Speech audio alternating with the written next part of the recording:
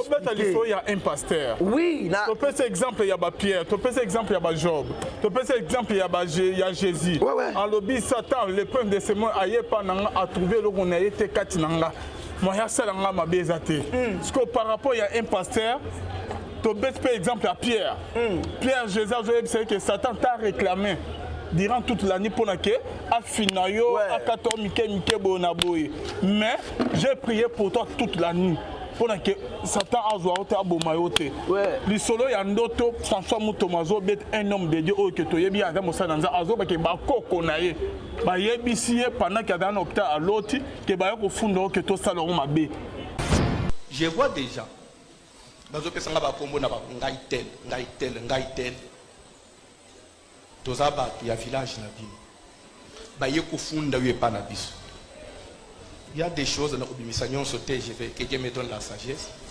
Na lamuki na bengi mamu na tuniye mutu boy. Mais bato yo zo loba yo koyeba bango te parce que yo lungwa koyeba bango te. Pe basi ba kufa bango nyonso. Na ba kombo na otina ba preno na biwi nde ba balobi ba ke funda ngai pana wa. Ti na ndoto na moni famille balungwe balobi biso tozaki na komete ba ki ofunda yo nde ofunda. Abetu du solar Jésus. Sans qu'on réclamait, qu'on réclamait Pierre et pas Jésus. Satan a qu'on réclamait, qu'on réclamait Job et pas Nzam, et Nzam a mais il y a Francis Moutomo, un homme de Dieu, qu'on réclamait bon Moïnaye, Nabako Bando qui a famille. Mais on peut expliquer Bisson en place. Mais lorsqu'on dit à tous ceux qui l'ont... Quand tu es de Dieu, qui peut te défendre? N'est-ce pas Dieu? Mais si ce n'est pas Dieu qui te défend, si c'est autre qui te défend, tu appartiens à qui? Tu n'appartiens pas à Dieu. My God.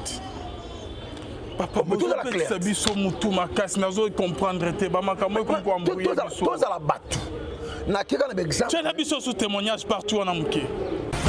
Je vois déjà.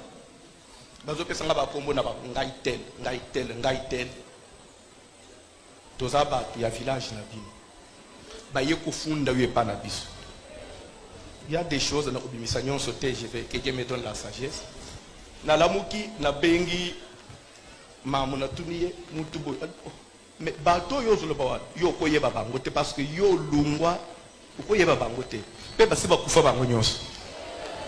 Na ba kombo na otina ba preno na biwi nde ba balobi ba ke funda ngai pana wa.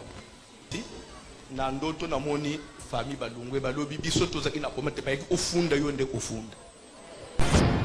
Voilà. Alors, il y a des gens qui pas François Moutomo. Qui ont fondé par la diable. C'est qu'ils ont appartenu à Nzam, mais ils ont appartenu à Missala. Mais n'a pas su lumière en disant ceci. Yo, on a papa nanga. Si on a sali ma bena balabala, bah on fondé pas nani. Et pas papa. Oui. Si on a bétinga na balabala, na on défendre ngai. C'est papa. Mais ceux qui s'y koyo, bah on fondé ngai pas papa te. Cela veut dire c'est une appartenir voilà. C'est simple. Tangundeko azolo tanoto les esprits de la famille baillé koyebise ba funde pa biso ta ba fundi muté pa biso ba funda muté pa sandiso asambati ndoto ya lobeka ndamo. Et dans la macambouille à mon acquis dans le ndoto. Ce n'est pas pour qu'il nos bétaillés. Quelque part, il était coupable. Ah, bien que bazo béta l'air et l'équi. Ok. Vous comprenez? Comment expliquer? Il était coupable à faire moussous. Il y a certaines alliances que nous traitons dans ce monde. Jamais les esprits malins, les esprits malins, non. Ceux qui ont un problème dans le ok. Ceux qui ont une alliance na bangote. Jamais bako simba. Jamais bako ya bongo. François Moutomo azo ba quelque part bazo tira biso vidéo. Boutounyo plus de 5 mois. Ozo bako ya babandi ko beta yo. Peuple d'Israël, que ce combat n'est pas votre combat, c'est mon combat. Cette affaire ne vous concerne pas, c'est mon affaire. Oya simbi moi na nzamba simbi nzambe. Mais oya telemeli moi na nzamba telemeli nzambe. Mais comment tous que les esprits ont été koufa et tellement il y a qu'on réclamer. Personne bête mon cher nzambe, nzamba ka maboko. Boutounyo plus de 5 mois. ozo bakoya babandi kopeta yo. Nous sommes dans le monde, mais nous n'apportons pas la monde. Nous sommes de la famille, nous n'apportons pas la famille. Prochainement, tozongelango botina biso ba question na bino lisolo ya bando tozongelango le susu pour mettre un peu pour découvrir la réalité mine et la sima ya bando to pe ba conséquences nini pe bonzambe na bonzambe lola ezofuta sima na to ya koloba kenzama boto kwaye le susu api un grand merci na bino yo stobozo na biso de partout merci na papa na biso pasteur fait amis si à la bouche autorisée de l'Éternel depuis Zurich na filo moko ya motema ya Bivens domo depuis Londres pe na mama Gisèle luke do motema papa Emmanuel na Boston bonzambe yesu nde mosuki si toujours na cadre ko informer bino bien aimé tozali na moko ya ba pasteur OK boyebi très bien toujours na cadre actualité ya ko informer bino to me ko so ba moi si je moi ebele shalom l'homme de Dieu. Shalom papa Levin. Bonne santé, ça va? Zambazo Batela. Ok, papa toujours na émission na biso bande bazo de partout. L'homme de Dieu. Shalom papa Levin. Ok, liloba na baye bazo landa. Zambalo la pamola biso bana nzambe nyonso baye bayamba Yesu Kristo lokola nkolo pe mobikisi. Bisika nyonso tozwami kimia na Yesu ebila bapina biso. Merci beaucoup papa David. Papa David bandoba na biso lisolo ezali moko si je na biso aloleza ya bandoto. Mais na ningaki to megempe ko yebo chama empanaria papa ya biso to sagi la fois passé bandoba réagir ba bengi. C'est vrai que ba pasteur mosusu communauté ya ACK eza église eza au Panzana ba pasteur mosusu balongwe. Ouais après départ il y a Vasilom. Ouais personne ne baki. Et pourquoi Balongwe bazalaki influence na François Mutombo Vasilom balandi to mukuna suspendre bango toujours. Non, il y a de cela bon, pour dire qu'on a influencé, là je parle de précision parce que nous avons maîtrisé. Là je parle de précision, mais seulement ce que moi je sais, déjà que Vasilom tout en étant en cas à ce cas, il y a des pasteurs qui nous ont coachés. Parce que même si on n'a pas comment faire la direction à ce cas, tant avant Abotola, il y a un pasteur déjà où il y a Kochaka. Va soutenir pour attirer la maintenir direction il y a ACK. C'est le même aussi que Vasilom tout en étant déjà élevé dans la Guiana. ACK arrive à la période. Ah, okay. C'est tout à fait normal sur laquelle on voit. Ah ok, là je comprends. Donc nous on a beaucoup là dans ACK. Vraiment, merci beaucoup. Au Lobaga on déjà na émission la fois parce que mon nom Mangembo, on dirait Mangembo ils appellent à Nanité.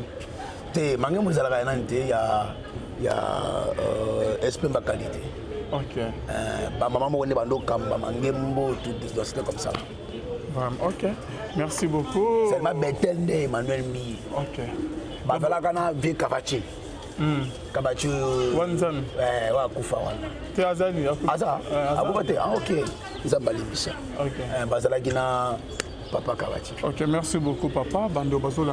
Mais par rapport il y a départ il y a Vasilom à Longwe, malamo ba pasteur Moussou Balongwe a sali prière na palais du peuple des jours malamo ko sans que on met plein à Krakomonionde. Et un message à lancer et pas un mot qu'on a ou comment Yeba yango. Si Eli ba matangumba na ba prophète a starté. Si a lancé défi ba prophète a starté na bal. Qui tokotala nzamba weno na moto. Yende nzambe au peuple sengele kumbabela. Ozomona il était sûr de son Dieu. On ne peut jamais lancer un défi si tu n'es pas sûr. De ceux qui n'ont pas sur la macasse, la technique qu'on apprend, que ceux de Bungi n'ont pas eu. Vous comprenez? C'est de même que Moutamae les Nyoso a précipité ma camouté. Non. Akina makambu malembe. Ceux qui tendent à mouer kokindo bomi abimisi moto. Alors, ils s'étaient déjà préparés. Donc, nous ils s'étaient déjà préparés, papa. Donc, c'est normal.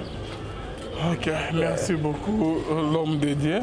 Donc, Bande Bazo Nandabiso, émission tout ça la fois passée par lobby que par rapport il y a place de lobby qui wana so ba ko tira biso extrait au François Mutomazo lobby na lali na loti na moni ba koko bona boye bande ko muso ba lobby que ezali ba lien familial les gens non mabete ba muso ba za contribuer so ba muso ba meilleur de comprendre et là point moko to toucher un peu sensible quoi. Papa le vidéo de musique quand les gens défendent certaines choses parfois famille quoi parfois il a réclamation familiale. Oui, Papa le film parfois oui tu sais il y a des gens oui il y a même le dit vous connaîtrez la vérité et la vérité vous affranchira. Et puis mon peuple périt par faute de connaissances. Aux hommes, de par faute de connaissances. Donc, c'est ça là. Alors, lorsqu'on ne connaît pas, c'est de là, tout les boules échec. Il y a vu Nabiso. Il ne faut pas défendre certaines choses. À tous ceux qui l'ont reçu, il leur a donné le pouvoir de devenir enfants de Dieu. Romains 8, 1, 2 nous dit il n'y a aucune condamnation pour ceux qui sont en Christ. Car en effet, la loi de l'esprit de vie en Christ nous a affranchis de la loi du péché et de la mort. Le fait de recevoir Christ comme Seigneur et Sauveur,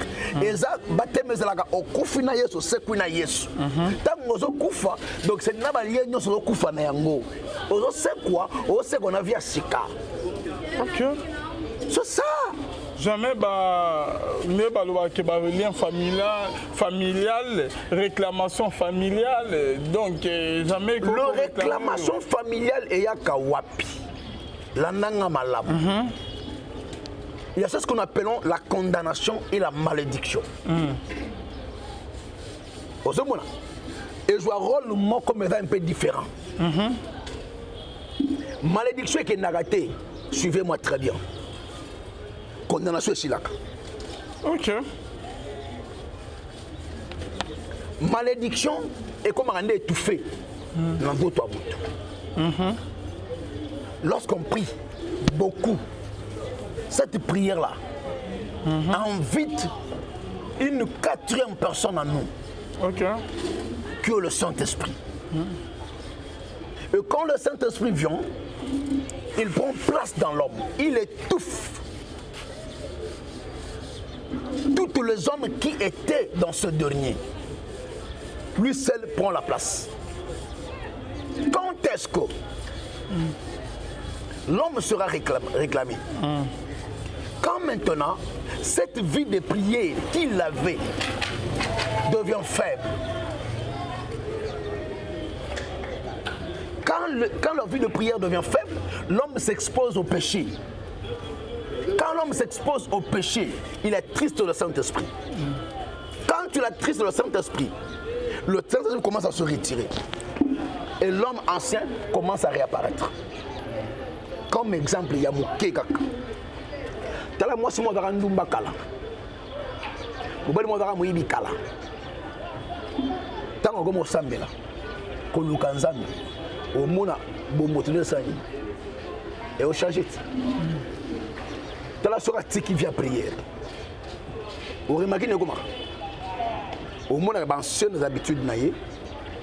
Et bandi kozunga pour que ndakateza la makile est étouffé. Ozomona tango le mise vue de prière bomoto akala basanini e bandiko kozonga ndo moni yema yeso ali boye tango babengani de momo na nzoto abuto ekendaka eke yengi après un tel bani nazonga skala utaki tango akozonga akuti ke yeso azate akuti vie avant d'atteindre jamais babenga na susu alors que le gars c'est tout va plus fort que yé azuba ngo ba koti banganzami ndo mo lasko comportement muto ndo sambela et comme ça plus pire que tant on a païen yango lelo ya le pasteur au kuti pasteur mais tu te poses la question est-ce que c'est un homme de Dieu ou pas? Tout ça pourquoi vu des prières qu'il a à cause de ma vie débauche. Mais maintenant, ceci, c'est différent de ma camondo toyo. il y a une réclamation, il y a différents papa. Okay. Le monde des songes, ce n'est pas le monde de physique. Non. Le monde des songes, c'est le monde du spirituel. Parce que par rapport à Ndotone, à l'autre, et l'autre, vraiment, François Moutomalobi, quand il était terrassé par la maladie, il a mis hôpital à Poto. Alali à l'autre, il a douleur dans l'autre, il a médecin qui a comme douleur au hasard dans l'autre. Terrassé par la maladie, il a comme mon qui a koufa. À l'autre, il a coco na yakala. Baye batangeli na ba komo na ba prénom na bango. Que baye ko fundo epa na biso. Tobo mayo. Ake abengi maman na a expliquer maman na ba komo bo. Maman na yebise que non. Yo longwa na famille de Pikala. Pe ba o zotanga ba kufa de Pikala na mwana muke. Oyebi bango ndenge nini. François Moutomalobi ke na loti ba lobi ke ba ke o funda nga epa na bango. Babomanga basalanga mabe. Donc bakeo ko réclamer molimo liwa ya François Moutom na monde de ténèbres pas ba koko ba yeba nza mete mais François Moutom c'est un serviteur de Dieu. Yo lobi que celui que tu es na Christ nous sommes devenus une nouvelle créature. Celui qui vit en nous est plus fort de celui qui vit dans ce monde. Mais maintenant qu'on réexpliquer sur place parce qu'on expliquait qu'il y en a fait passer. Oui, papa. Quand question a posé au nez, il y a qui réclamait que Babomaye. Oui, papa Levin, nous avons sauté. Au moins une période où il y a convalescence. Il y a voici l'homme. Nous avons une période de convalescence. Mais en esprit, on a en résumé. En résumé, je sais de quoi je dis. Vas-y. Il y a beaucoup d'histoires qui est cachée dans ça. Expliquez. Au moins une période où il y a convalescence, Azala Kinde na Isambiselo. Mais seulement quand Isambiselo, il est sorti innocent. Et ça, M. Nene na liwa ya Mosa na Nzambe, bazo attaquer Mosa na Nzambe. Son esprit est nos samba. Et pourquoi pas Nzambe Job ezalaki que Satan qui ko réclamer Job pas Nzambe Nzambe alobi simagnon surtout mais ko simba molimo na été. Mais na la fois dernière na ba clairement au monique hier chanson yebi sapetelo disciple net. Diable a ko réclamer aye pa nanga kutelo connaît pas nanga te. Moye ezate ayende pa na yo akutelo connaît pas na yo. Tant akutelo connaît pas na yo a réclamer a détruire le bomo. OK, na bondeli yo okufate. Pierre, malgré qu'il y a un loko ya Satan quand même animé là Jésus. Satan qui n'a qu'on réclamé pas Nzambe pour na salaire mabe. Mais ndengeni OK, François Moutombazo qui qu'on réclamé na ba koko na ba pour na ke ba salaire mabe. So comme tu ça de il appartient en Dieu ou appartenir à la famille? C'est la seule question dont je me pose. François Moutom appartient à l'éternel Dieu ou appartient à sa famille? Avec beaucoup de sagesse et beaucoup de prudence, de peur que va tenir un rigueur, que le jamais au moins n'a pas et nous avons aidé parce que c'est un devoir et nous sommes appelés à faire ceci. Au moins ndoto ndoto balimbola ngo bilimbola limbola te mon ndoto l'autre je peux commencer à expliquer le comment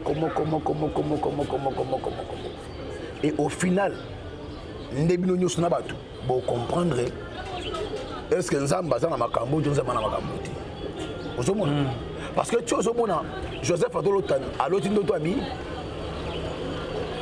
Minzoto 11 étoiles Sansa Namoi Bazo Gumba Mela Monzoto Naye.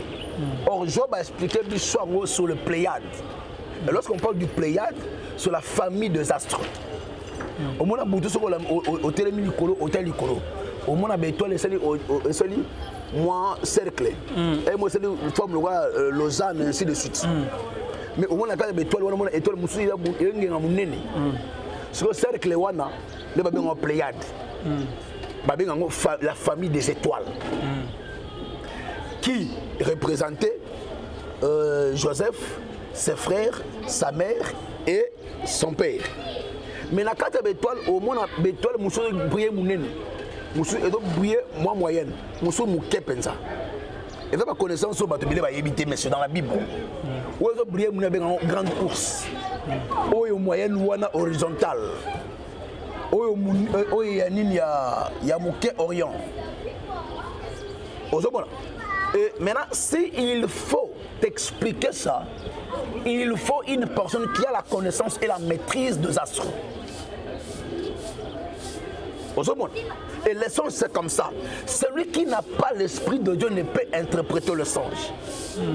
Et le songe, François Moutonga Lobi, Papa Levine, c'est une réalité de l'esprit. C'est une vue de l'esprit. Parce qu'il y a des gens qui disent, soit tu ne m'as pas quelque chose, d'autres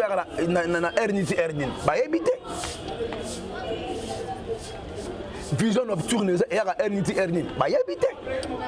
Vision diurne, il y a erniti ernin, bah y habiter. Parce qu'au moins dans Job 33-14 l'Éternel Dieu parle cependant tantôt d'une manière, tantôt d'une autre. Il parle à Bandel Liboso par des songes, virgule, par des visions nocturnes. Vous comprenez? Mais personne ne prend en garde. Il y a ce qu'on appelle la vision et les songes. Mais nous sommes à la pongi. Nous sommes à Ernin et sur Ernin. Nous sommes à Nous sommes de minuit jusqu'à 3 heures. Ou à Noto. Ou il y a 20 heures, 23 heures, vision nocturne. Ou il y a de 3 heures, 4 heures, 5 heures, vision diurne. Moi, vision diurne. Mais tu as la connaissance sur Yangote. Il faut poser des questions pour répondre. Le problème est ça.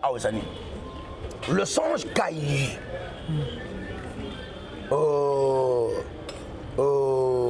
Le pasteur François Mouton. Et ça, Ndoto, oui. Mais le songe parle d'une vie de l'esprit de ce dernier.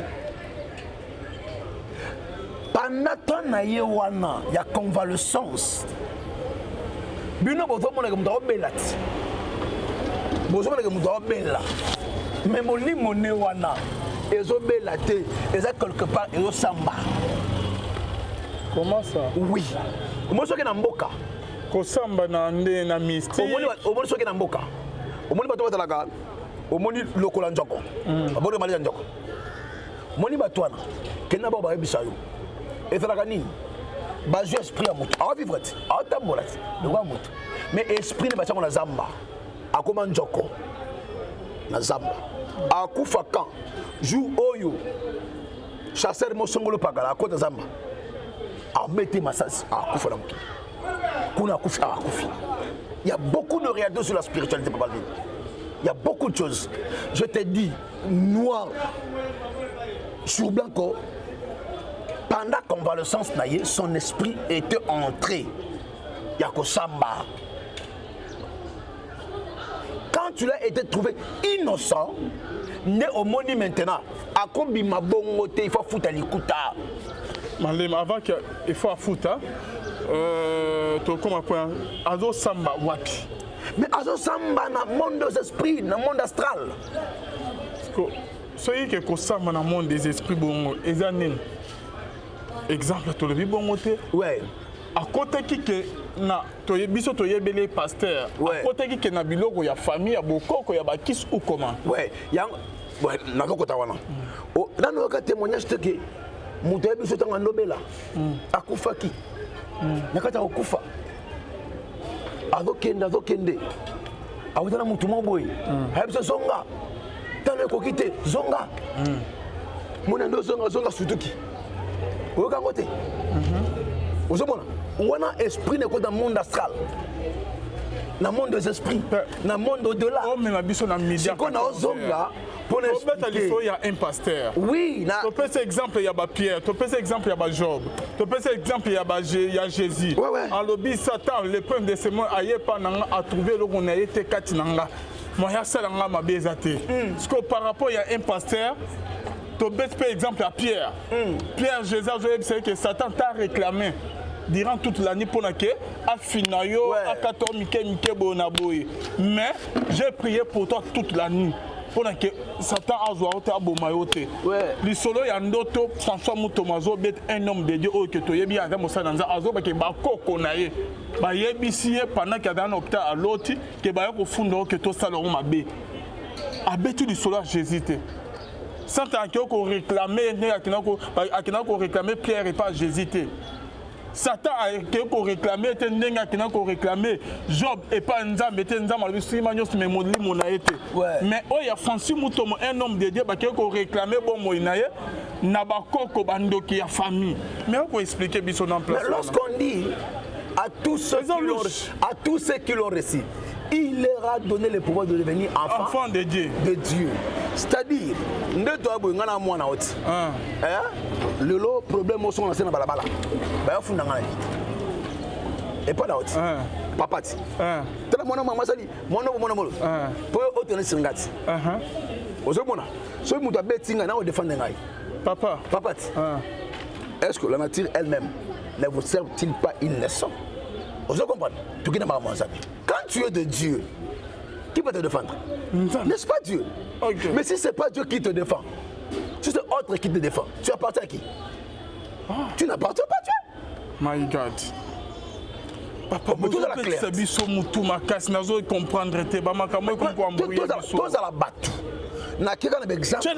Témoignage partout en Amouké. Dans l'hôpital, j'ai pris, j'ai dors, je vois des gens. Bazo pesanga ba kombo na ba ngai tel toza ba ya village na bino ba yeko funda yo pa na biso. Il y a des choses na obimisa nyonso te, je vais quelqu'un me donne la sagesse na lamuki na bengi mamu na tuniye mutu boy mais bato yo zolo ba yo koyeba bango te parce que yo lungwa koyeba bango te pe basi ba kufa bango nyonso na ba kombo na otina ba prénom na oui nde ba balobi ba ke funda ngai pana wa. Mais je sais que pendant que j'étais malade ba tu ya mboka ba yaki vous avez besoin papa uko aider biso na on a besoin bon ne ça pas soki nazo voyager soki nazo na trouver no na bengi na yebisi papa da yasa yakia bozo mbongo na mutu na famille bazolu ka komi alobi monta bozo mbongo ana bopesa ba lera ba pesi ba bosambe la bopesa ba comme bazolu ka asalisa moto le na pesi na ndoto na moni famille balungwe balobi biso tozaki na komete ba ofunda yo nde ofunda deuxième na bandi ko mona so clairement komba ezalaki na zoya na mutuka soki na komika na kabamba il faut nakutana na bato ona koloba titre na bango te okokota suka lembelembe te. Tu dois nous laisser kalembelembe nde liwanga na okufa kalembele. Il faut renoncer. Tu dois laisser. Ma femme est témoin n'a salle plus de 5 mois ndotonyos je ne vois pas kalembele porte kalembele bazonga na komate. Des fois na zolo tana itina aéroport na komi na mikondo na kuti bato ana batelemi bozoke ne pozonga kalembele beza fu ya yote.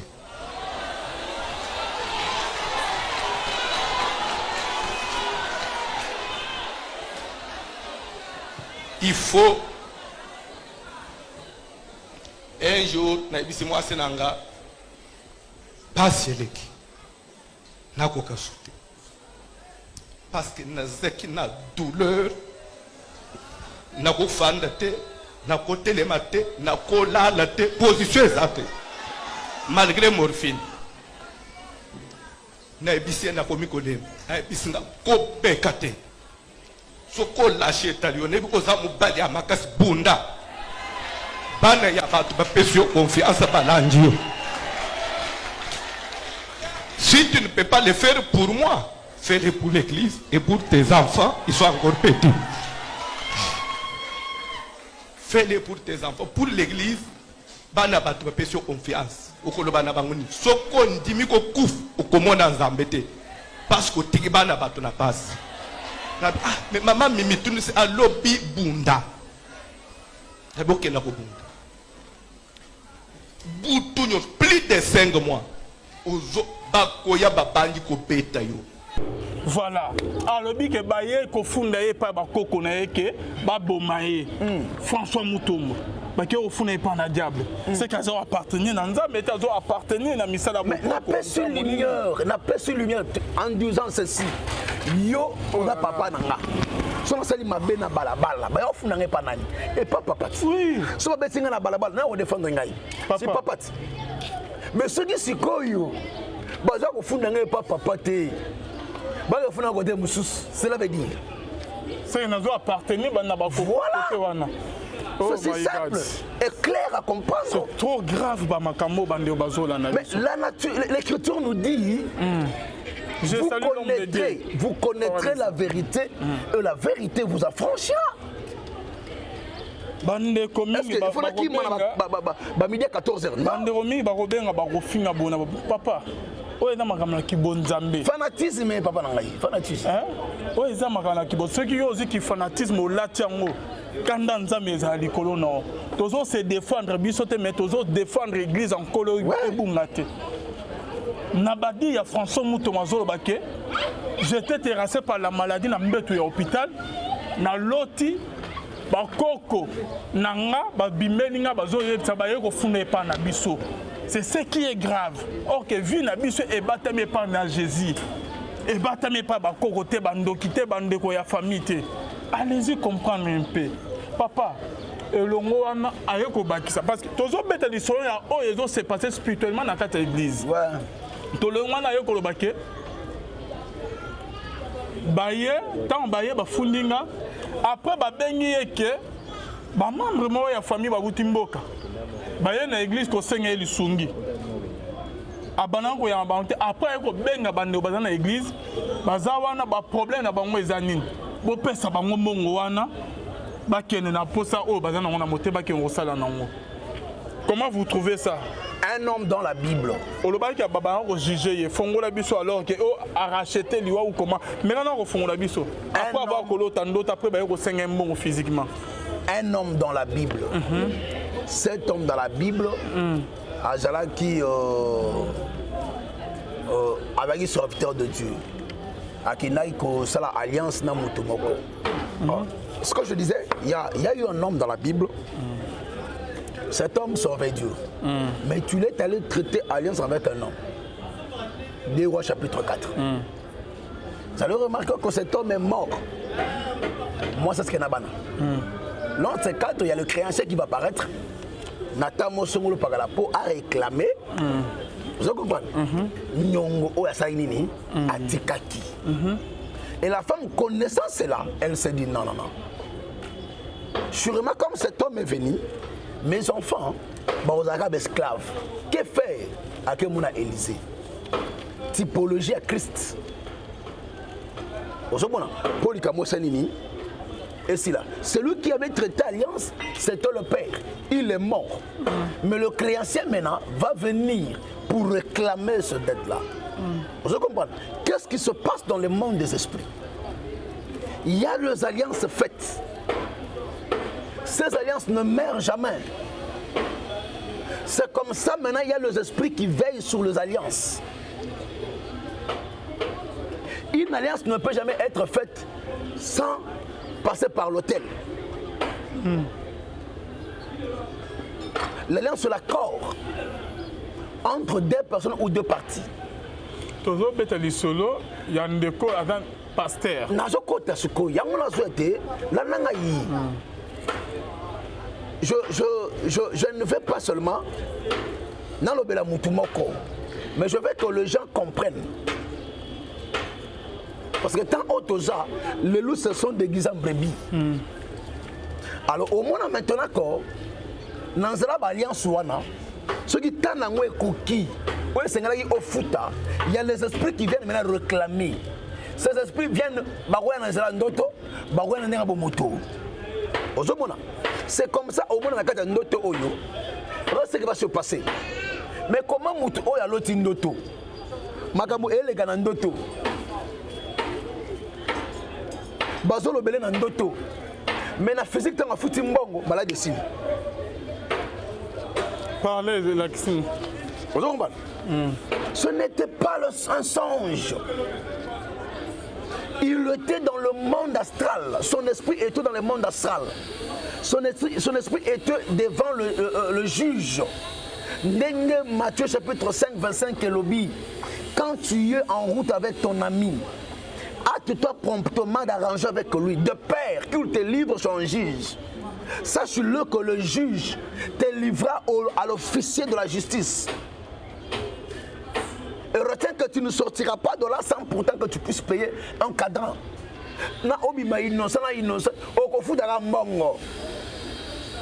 C'est comme ça qu'on comprendre que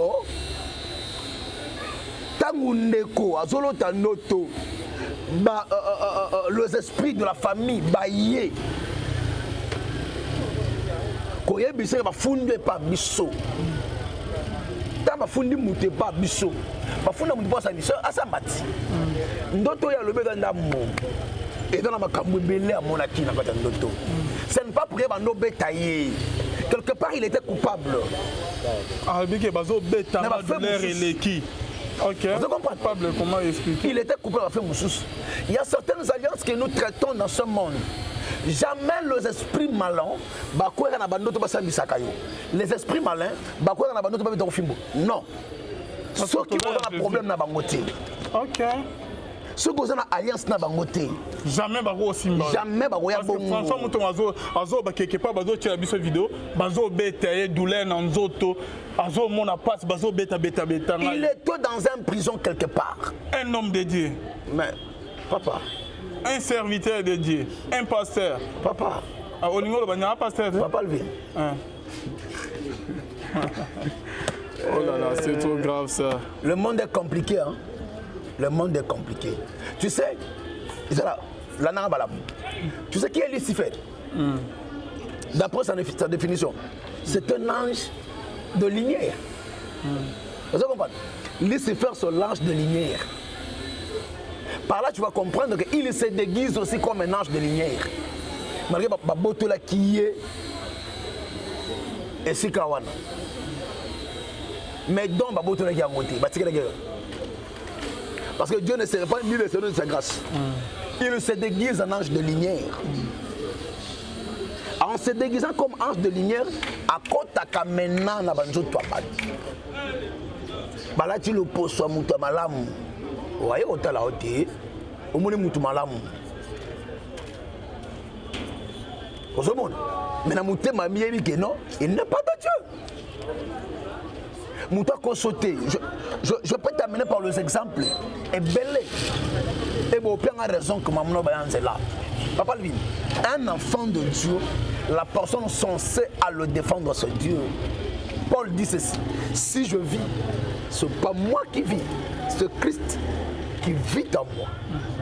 Donc, aux hommes, vipère a suivi. Moi, pourquoi? Parce que le serpent de Rein vivait au-dedans de lui. Oh là là, yes. Normalement, François Mouton m'a fait défendre. Et non, il est mort parce que. Ok. Alors, vipère, moi, Paul les a quittés parce que Paul était un serpent. Mais François Zolé que bazo bomangai likolo ya aseka bazo boma moi si n'a pas zo bake oza mobali bunda et non kenza ma bundela et non ke bona bo mais ye mo bunda bitumba kende kaka na exemple na Bible Joshua zo bunda bitumba maman na bitumba Abwa Camus il vient en géant habillé en blanc signe épée Joshua tourne question es-tu le nôtre ou le leur? Michael répondrait: je suis le chef de l'armée de l'Éternel. Il a compris qu'il est le nôtre. Es-tu le nôtre ou le leur? Il faut ébango. Tu appartiens à qui? N'est problème t'es. Si tu appartiens à Dieu, Dieu est au camarade. Oh, dans la 2 Chroniques chapitre 20, le fils d'Amo de Moab de Moanité marchait contre lui pour lui faire la guerre. Dans sa frayeur, il se disposa pour juger l'Éternel. Il publia en gêne et tout Judas s'assemblait pour juger l'Éternel. Verset 13, 15, 16, 17. Qu'est-ce qui s'est passé? Il dit: l'esprit de l'Éternel saisit au milieu de l'assemblée Zachaziel, fils de Ménaja. Et Zachaziel dit: écoutez, roi Josaphat et tout enfant d'Israël, ainsi parle l'Éternel, ne vous effrayez pas, ne craignez rien contre cette multitude. Car Donc cette affaire ne vous appartient pas. Présentez-vous et tenez-vous. Vous verrez la délivrance que l'Éternel vous accordera en ce jour. Gardez silence et l'Éternel combattra pour vous. Ça, c'est Dieu qui est en train de dire au peuple d'Israël que ce combat n'est pas votre combat, c'est mon combat. Cette affaire ne vous concerne pas, c'est mon affaire. Oya simbi mwana nzamba simbi nzambe. Oya telemeli mwana nzamba telemeli nzambe. Mais comment tous que les esprits ont été koufa et tellement il y a qu'on réclamer. Peso bête mon chala nzambe nzamba ka beaucoup. Oh papa.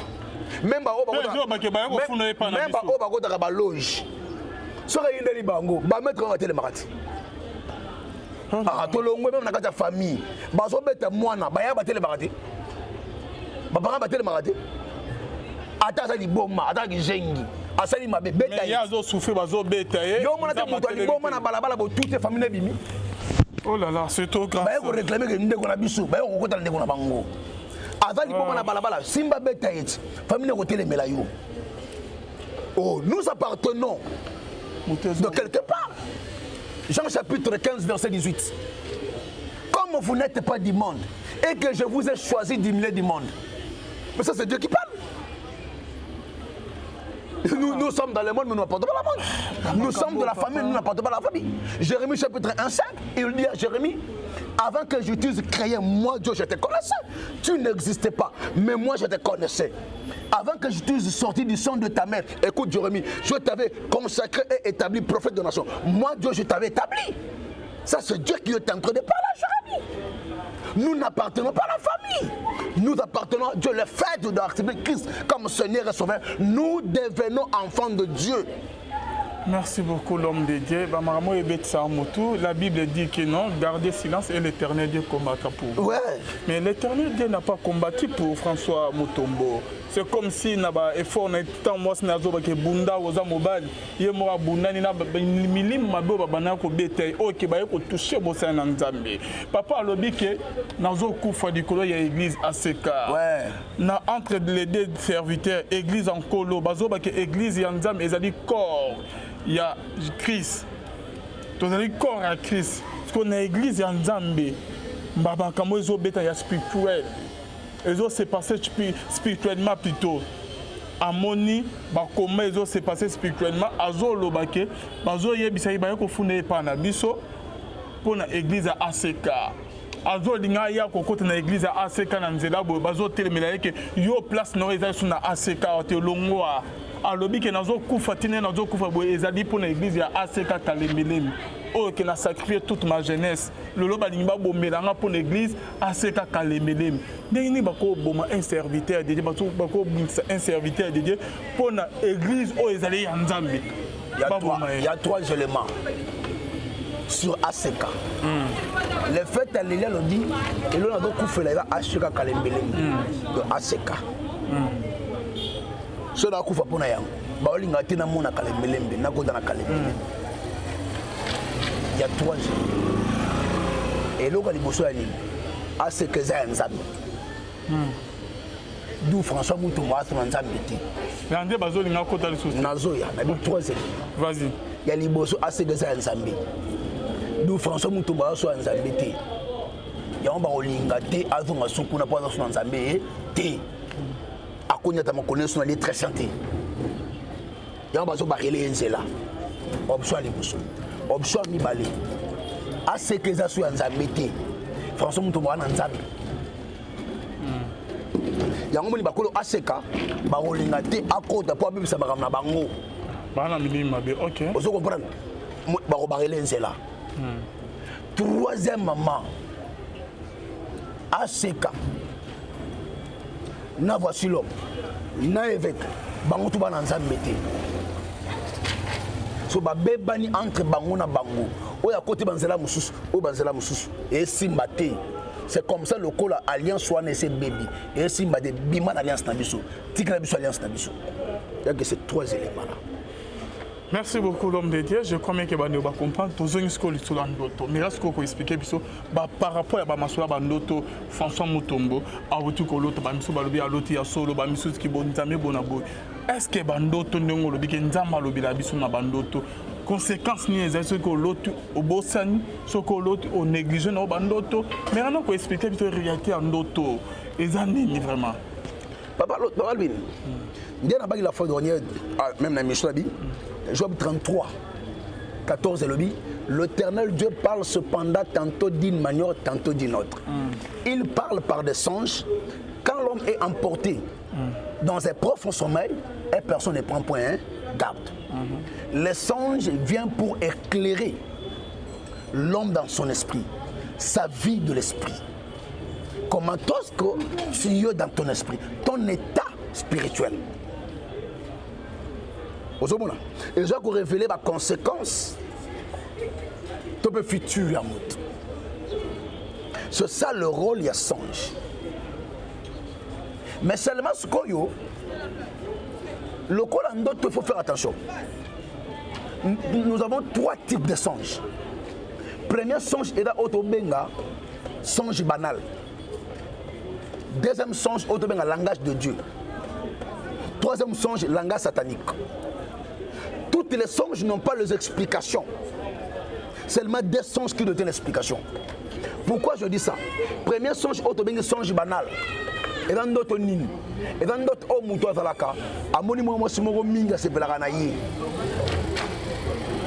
tellement kanisake mingi soki alali na butu lokola na kati ya mutu eza na partie oyo benga mémoire eza na mpona capturer d'information et koya kodiffuser yango sous forme ya souvenir mais omona so mutu alali pongi lokola kanisaki eloko moko bosongolo mingi alingaki yango mingi ezali capturer na mémoire na ye mais omona songo alali pongi soko na ndoto mémoire est produit sous forme de souvenir, na ba vision. Muto kanisa ndoto nzoka ndoto te. Oyo wana ezaka na explication te. Ne to bengo songe banal. Mais le deux types de songe vertical, auto bengi langage de Dieu, na langage satanique ezanime. Et ça ba message on nzamba pia kabatu. Ndomoni Amos 3 lobby, nzamba kosala eloko moko de 100 cas révélant ba semaine. Donc Dieu vient toujours pour révéler avant eloko mo chalema. Pour ça la rabaté. Dès maintenant, on comprendre, dans Genèse 37, un homme n'a comme moi Joseph. Nous étions au lieu du gerbe. Voici ma gerbe se tient debout, et vos gerbes l'entourèrent et se prosternèrent devant elle. Ses frères lui dirent, qu'est-ce que cela veut dire? Que demain, Torogumba Melayo, Yo Konzabiso. Comment est-ce qu'ils ont su que ce songe parlait de l'avenir de Joseph? C'est parce qu'ils ont interprété ce songe-là. Tant que nous étions au lieu du gerbe, les animaux. Au moins, on a dit que nous avons dit que nous avons dit que nous avons dit que du gerbe, là, nous avons dit que nous avons donc botte na ira hotelima botte abandi ko so atelemisa ngo hotelima te so koyaka e baluki tout autour ya botte na yi nde azo expliquer sikoyo ndoto wana nde ngalota kiao o mona sikoyo ndoto wana ezoya kotalisa avenir ya mutu petala ndoto yo yaka na kobanga te kana somo te yaka na kimia yango to bengi langage de Dieu. Et je vais prédire avenir ya mutu, futur ya mutu. Et quand tu dis ça, on mutu ko la lobby. Troisième son o bengi langage satanique. Et ça ndoto o yaka na ba cauchemar. Ce qui est bangi sakabatu. Ce qui est elengi sakabatu. Ne ozo na Genèse 41. Au moins la Bible ezo bete lisolo ni. Lisolo ya Pharaon. Pharaon azolo ta ndoto. Ndoto ni aloti. Azolo ta 7 vaches maigres, na 7 vaches grasses. Ce qui est bizarre, ba vache maigre, bazo absorber ba vache grasse. Bible dit à la muka na ndoto. Na pongi azangi kimia. À la muki na pongi na kobanga. Ndeto bengi langage satanique. et il a souffert ma cauchemar et il y a la turbulence na vie à moto ndo mona mutu muso lali azana kwa mwindu ndako mulili muso lali azo dina na kata li bluma mulai bazo bete ba film ainsi de suite yango to bengi la grâce satanique mais ce que ba ndoto ba limbo la kangote na mayele ya bomoto non tu échoues. Pourquoi? Parce qu'il y a les éléments on a ndoto et ya ka combine et fait le ko mutu afandi aloti mwa volandai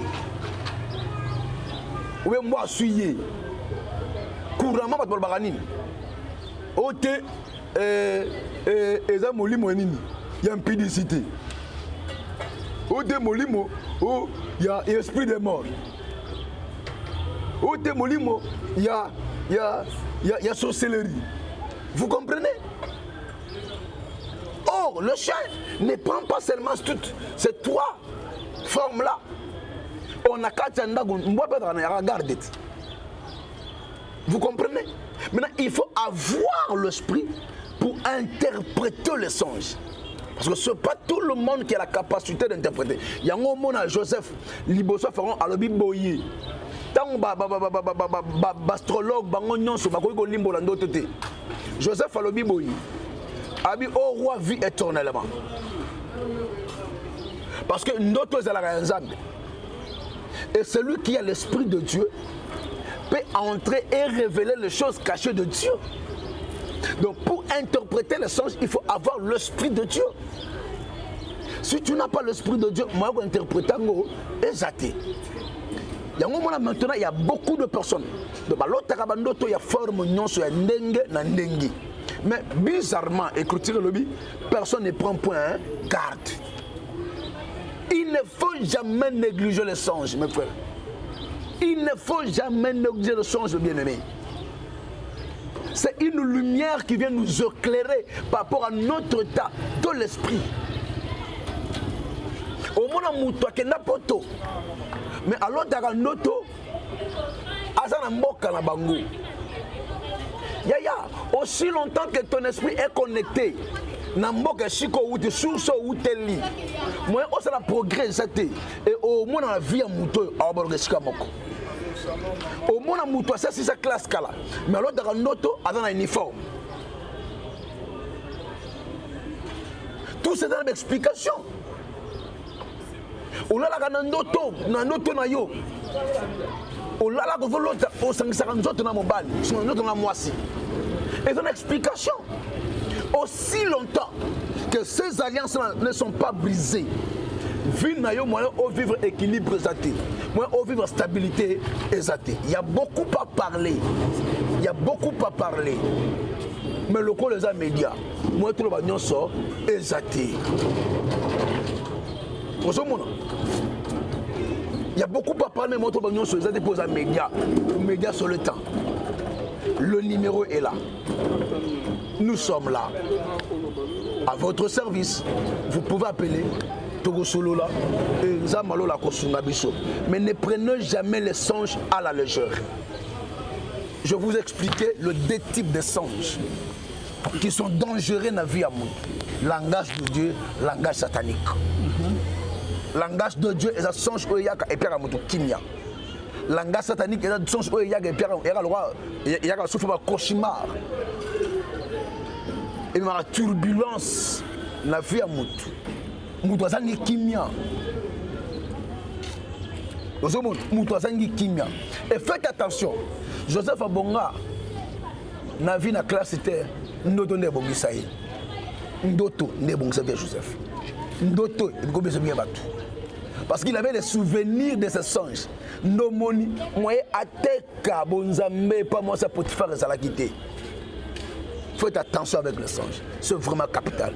Que Dieu vous bénisse. Merci beaucoup l'homme de Dieu. Je crois bien que Bandeko nous courons derrière les temps.